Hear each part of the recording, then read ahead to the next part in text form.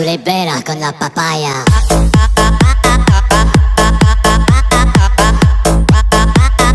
No digáis nada, no os entendería.